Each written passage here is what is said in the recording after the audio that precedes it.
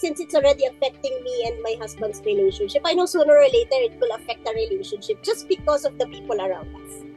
So we really need to do something. I really need to do something kasi between me and my husband, I am the emotional one. Of course, my husband is not so emotional and he can contain his emotions. But sometimes there are times that I cannot contain myself na nag-burst ako into nagagalit and naiinis ako. Pero kasi since hindi ko mailabas doon sa tao, so kami ng husband ko minsan nung nagkakaroon ng clash. So I really need to do something for us, to be able not to have our marriage affected just simply because of hindi ko makontrol yung emotions ng ibang tao. Hindi ko rin makontrol yung emotions ko. All the while I thought I will be managing the distributor's behavior, pero yun pala, it turns out that it will be my behavior that should be managed. Welcome to another episode of Unstoppable You NLP Success Journeys. I'm your host, June Acevedo. I'm a certified neurolinguistic programming master trainer and a mindset mastery and transformational leadership coach. In this podcast, we uncover the extraordinary stories of transformation powered by neurolinguistic programming. Today, we're diving deep into one life-changing journey that started with a drive for excellence and being the best. Imagine flipping the script and discovering a version of yourself that's unstoppable. That's the power of NLP, and that's what we're exploring today. Now allow me to introduce our guest for this evening. Tonight we are beyond honored to welcome a woman whose journey is nothing short of extraordinary. A powerhouse who traded the rigid structures of corporate leadership for the deeper transformational work of heart-centered impact. From holding pivotal roles in global giants like JP Morgan Chase to now serving as the general manager of Super Life World Philippines, Dr. Miyuki Buenaventura is not just a leader, she's a visionary.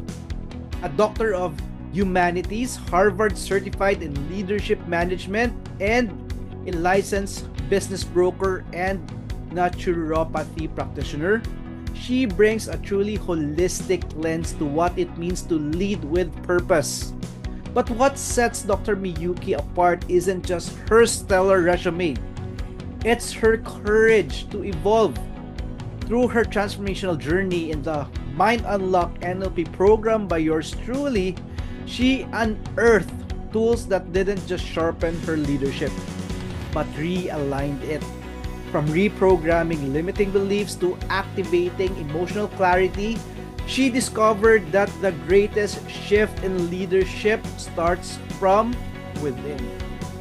If you're someone who's achieved a lot, but still feels there's something more to unlock, then lean in. Because Dr. Miyuki is here to show you that the next level of your growth, your influence, and your purpose is just on the other side of mastering your mind. Ladies and gentlemen, please help me welcome the phenomenal Dr. Miyuki Buenaventura. So, Doc, can you take us back to the moment when everything changed in your life? Ano ba yung parang breaking point or wall that you were facing during that time that you reached out, no? Kasi it was, I think, 1 week before tayo mag-start. Yes. Finally, Yes. so parang, I know, Yeah. mag-clarity session tayo. Yeah. Actually, back in 2017 kasi, we were blessed to open an international health and wellness company. So, to distribution siya ng network marketing. Since I already have, a corporate background, I thought it will be easy for me to manage it together with my husband. But things are much more complicated when you own a company compared to just being a full-time employee. So during that time, we were starting the company. Akala ko it's just going to be as easy as, the corporate world that, I came from. All the while, akala ko the skills that I know from before, I will be able to use it, to the distributors and leaders and members that we are technically handling or directing in the company. However, sabi ko, hindi pala siya ganun lang kadali. Yeah. It's different when you handle people that is not your employees. Because basically, they are not our employees. They are our independent distributors. So there come a point in, me and my husband's parang relationship that, we don't have any marital issues. The issues that we have during that time are, dealing with the distributors, yung mga leaders, yan.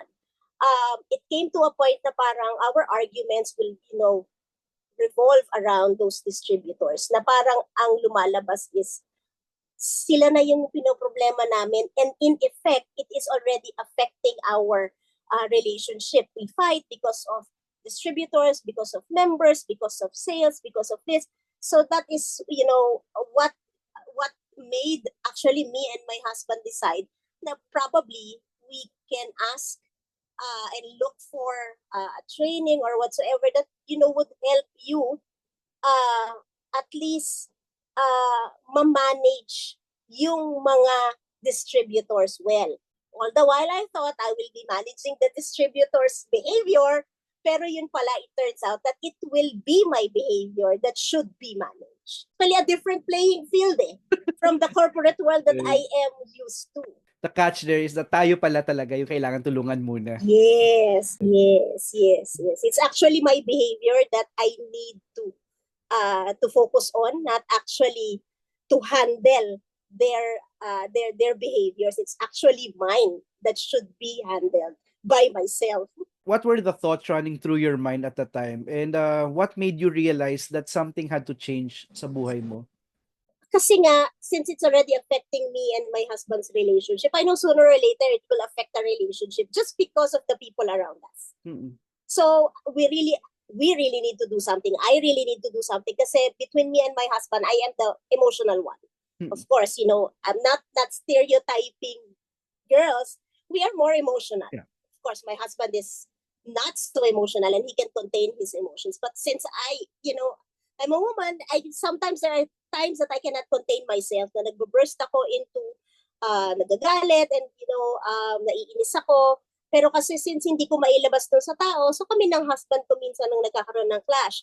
So I really need to do something for us, to be able not to have our marriage affected just simply because of hindi ko makontrol yung emotions ng ibang tao. Hindi ko rin makontrol yung emotions ko. So I really have to do something about it kasi it's already taking a toll in me and in me and my husband's relationship. How did you first hear about NLP and what made you take the leap in learning NLP? Yun nga, me and my husband, we were thinking of first and foremost is for our distributors. Pero I told my husband that I think it should start from either one of us. So sa ating dalawa dapat. So since during the time, he is always on the go. He's always naka out of town or out of the country, and I am the one really managing yung legal side and yung office namin dito sa Philippines. I technically ako yung may oras to do it. Mm-hmm. But it was actually my husband who looked for the NLP training, and he found you, and he just told me that go message this person. His name is Dr. June Acevedo, and ask him and inquire about how do you go about NLP, because my husband already has a background with NLP since he's friends with someone who is an NLP master as well. So he already gave me like an idea what it is. During that time, ako din, akala ko it is more of like manipulating people to do whatever it is that you want them to do. That's my perception of what NLP is. So that's why we reached out. It's primarily for our distributors and for our sales, but little did I know that it will be really to change me instead. Ang galing, no? It's to change us. Yes. It's a different feeling, Doc, that we get to, kumbaga, control our thoughts, no? Kumbaga, we are not our thoughts, right? Yung Yes. parang June, ikaw ba to? Is this really Yeah. what you're thinking, or baka someone just place it there, no? And Yeah. what would happen if you react that way? Ano yung makukuha mo kung magagalit ka? Yes, Di ba? tama. Parang pwede naman tayo magalit, pero ngayon parang Yeah. kini-question natin yung sarili natin. Yes. And plus the fact that we are in a health and wellness company, you know, and also one of the things that we've touched base during our training is when you get mad, affected yung ano mo, affected yung heart mo, affected. So it takes a toll also in your health. That's why, you know, you really need to do something about it if you want to live longer and stress-free. I agree. No, kasi complementary, timeline therapy. When you release Yes. the anger, sadness, fear, hurt, and guilt, and then Yes. heal ka, and at the same time, yung nutrition from your products will boost the healing. Tama. Yeah. So, Doc, what was there a specific NLP tool or technique that immediately shifted your perspective? Yung parang nung natutunan mo nung class natin, nag-impact talaga sa sa'yo, biglaan. Yung reframing. Reframing. Yeah, reframing is actually one of the up until now, I practice yung reframing because it gives me like a switch from being someone who is pessimistic to someone who is optimistic, or someone who is from being a negative person to someone who is positive. Reframing is really one of the best tools that I have learned in NLP. Talaga. Ang galing, no? From some pessimistic, Yes. optimistic, na kumbaga, pwede lang pala, behavioral Yes. flexibility. Yes. Even if, the person that you are talking to is so negative and thoughts are already running in your mind, all of a sudden, may biglang, meron pa ding negative. You will not, it's, of course, it's not automatic, but you already have like a switch, like an on and off button to say and tell yourself, teka muna, huwag kang magpakain sa negativity niya, and then bring him to whatever it is that you need to talk about. I agree. Ang galing. Respect the other person's model of the world. Yes. So, very good. Doc, can you describe the moment when you felt the breakthrough? What did it feel like, Doc? It's actually liberating. What's liberating about it is, I am able to switch like whatever conversation that I wanted it to be, and move it to a conversation that will be beneficial for both me and the person that I am talking to. So very liberating siya. It's something that you find yourself proud of, because you don't let yourself be dragged by that person to kung gusto kanyang dalhin into, gusto kanyang galitin, or gusto kanyang dalhin sa ganitong klaseng conversation. You have that technically the power to stop that situation from happening, from a bad situation to elevate into an even worse situation. Ang galing. Ang galing. I agree, no? From, kumbaga, break state. Kumbaga, Yes. stop muna natin to. Parang, yes. I need to reframe myself, no? Yes. Ang galing ng term mo, Doc, liberating, no? Liberating. Yes. Kasi parang dati, control tayo eh. Parang biglang, iti-trigger kita, magre-react ka na. Yes. Para kang prisoner of your own negative thoughts, which, that's why I said it's very liberating, because, you are able to free yourself from that kind of mental state. I agree. After experiencing your own transformation, Doc, what changes did you see in your personal or professional life, Doc? I became more optimistic, just like what I've said. And I do not entertain any more negative things coming from people. And if I do, I switch it immediately. Because I know that it will greatly affect me, my family, of course, and my children. Sila yung kasama ko sa bahay, in and out. I don't see all our distributors and leaders all the time, but I spend a lot of time with my kids and my husband. So it's something that I should be doing. True, no? What's more important is how we use it for our family. Yes. So, syempre, kumbaga yung mga partners no, nandyan lang yan sila. And pwede rin naman may may mag-a-add naman ng mga partners, no? Not Tama, tama. they will be there, but your family will always be there, Doc. Eh. Yeah. And Doc, how has your transformation inspired or impacted the people around you, Doc? Actually, alam mo, there are few, pero minor lang to. There's one particular person that me and my husband were close. We're close friends and we're colleagues. Is, this person, I was able to help him realize why he thinks he's stuck in his life during that time. He feels like he's not moving forward. It was not a quick improvement for him. It was actually an almost 2.5 years right after our NLP training. I came I was telling myself I will just practice. Little did I know that I will be able to help this person out. He was able to reconcile himself as to why he has, anger issues. He has a bad temper. Why he thinks he is stuck to his life. Right now, he also, before that, medyo, he's not into the peak of his health because he's, a little big. Before, pagka nag-ano siya, kasi lagi siya yung type ng tao na magpapapayat, tapos tataba ulit. Hindi nagiging consistent. But after, our, sessions, or whenever we, talk to each other, now he was able to sustain and maintain his diet. And he's actually, he is fit, he looks good, he's thinking well, his temper is not as bad as it was before. So that was actually the biggest impact that, NLP had for me, that I was able to share with someone that's very close to us as well. Me and my husband's friend and colleague. And kasi right now, Doc, what's happening is that we are more intentional. Yes. Especially pag kinakausap natin yung anak natin, yung husband natin, ano yung impact sa kanya pag ganito ko sinabi sa kanila, Doc? Yeah. Hindi yung dati parang bira ka lang ng bira. Right? Bira ka lang ng bira. Right. Tapos yun pala, nagpi-PTSD na yung mga anak natin. Ako dati, ganyan na to.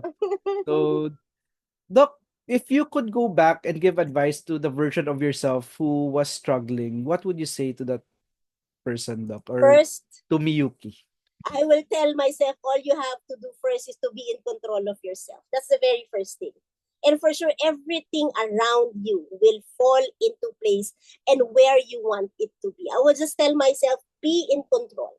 Be in control of yourself. Because after all, you cannot control the people around you if first you will not be controlling yourself. Now, Doc, if you could summarize your journey in one sentence, what would it be, Doc? And bakit? I will summarize it as I will definitely reach my full potential and success as long as I am in control of my thoughts, I am in control of my words, I am in control of my action. Wow. Ang galing. Ako rin, I agree with you. No, me too, no? That's one thing that I also believe, no? Na kaya natin baguhin yung buhay natin, Doc. And when we have the right tools and techniques, and maganda kasi sa atin, Doc, we are in a space of leadership. You are in a space of leadership, Doc. That's why I honor you talaga. Kasi you have an organization that you can transform their life. Yes. And dati kasi ini-inspire lang natin sila. Pero time, alam mo na yung ginagawa mo. No? Right. Even if, let's say, Doc, kasi not everyone is for you naman eh. Alam naman natin yan, not everyone is for us, Doc, no? But the journey that they got to know you to be part of your organization, at least you could plant the seed, no, of success in them. That's true. Now, Doc, what's one powerful belief or mantra you now live by thanks to NLP?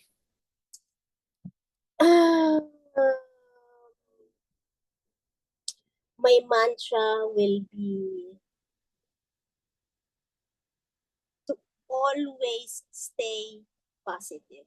Always stay positive, especially during this time that everything is so chaotic in this world. Every time that you open social media, every time that you talk to someone, if it's not politics, it's something, that's there are a lot of things happening in this world. So just, live by the moment.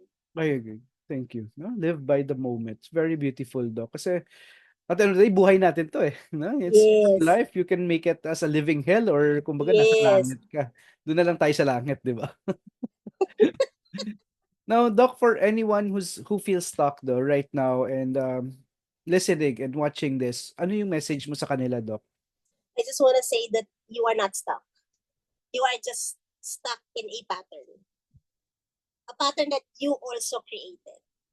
And this pattern, you can also destroy and change this pattern. Definitely, you can break away from this pattern. It is all in the mind. And you can definitely control your mind. Again, you are not stuck. You are just stuck in a particular pattern. Galing. Ang galing. No? So, strategies. No? That's the strategy nila keeping them stuck. Yeah. Ang galing, Doc. Now, Doc, it's your turn, Doc, no? And I want you to share to everyone. What do you do right now? Saan ka nila mako-connect? What's the name of your company? No, it's your time to promote yourself, Doc, and your company. And invite them if they also join, no? Sure. So I'm Miyuki Buenaventura. I am the country manager of Super Life World Philippines. We are technically a health and wellness company. So we sell products that are plant-based. So everything. That's why I also practice naturopathy, because we promote natural medicine. So you can definitely reach out to me via Facebook or Instagram. If you are interested in plant-based stem cells that already helped a lot of people. We've been in operation in the Philippines for almost 8 years, and definitely we have already helped a lot of people reach their full potential when it comes to health and their wealth. Ang galing. Grabe, 8 years na pala, Doc, no? Yes. Tapos yun yung time na nagsa-struggle ka dati. Yeah. Look at you now. Yeah, definitely. It's a big struggle handling people. Talagang iba. Especially if they're not your employees. It's so different. That's why NLP helped me a lot. It helped me a lot to control myself. And pag silang patulan, kasi sometimes papapatulan mo talaga sila.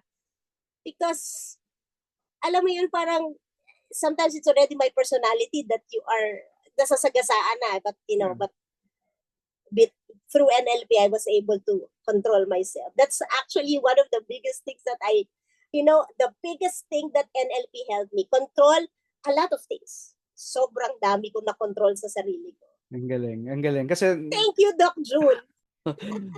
Thank you then for trusting me, Doc Miyuki. No? Ikaw din yung tumulong sa sarili mo, Doc. I would always tell that I'm just kumbaga instrument lang talaga ako. No? I believe that I'm the instrument of the Lord in transforming people. Pero it would always be up to you then, Doc.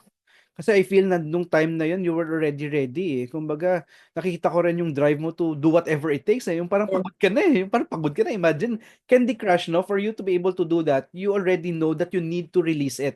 Yes. No, yung kumbaga deep inside pagod ka na sa ginagawa mo pero hindi mo kaya, hindi mo lang talaga kaya, no? It's your unconscious mind kumbaga already ready to let go, Doc. Yeah. That's why na parang nung ginawa natin yung process, ang dali mo lang naka-move forward, no? Thank you very much, Doc June, and I honor you for continuing this journey with a lot of people that really needs it. Probably mine is not as yung kumbaga hindi ganun ka laki yung problema ko compared to the other probably students or mga coaches that you've been with, but it really helped a lot. It helped me. I thought it's going to just help my business, but it actually helped me. Yeah. I feel na, di ba, dyan yung ROI talaga natin eh. Pag tulungan tayo, di ba? Yung negosyo natin parang bonus na eh, na lumalaki yung negosyo natin eh. Kasi I believe na when we are okay, or everything around us are okay talaga, Doc Miyuki, no? And I honor you, Doc, no? I'm so thankful and grateful for you despite sobrang busy mo today and tomorrow may flight ka pa, Doc, that you said yes to this session, Doc. Once again, let me introduce myself. I'm Coach June Acevedo. I'm a certified neurolinguistic programming master trainer and a mindset mastery and transformational leadership coach. I've helped thousands gain clarity in their life and transform the lives of more than 100 individuals through our neurolinguistic programming certification program and help them become transformative leaders in their life and in others by equipping them with powerful tools that they can use to overcome all their emotional and mental struggles and have laser focus on achieving the life that they want.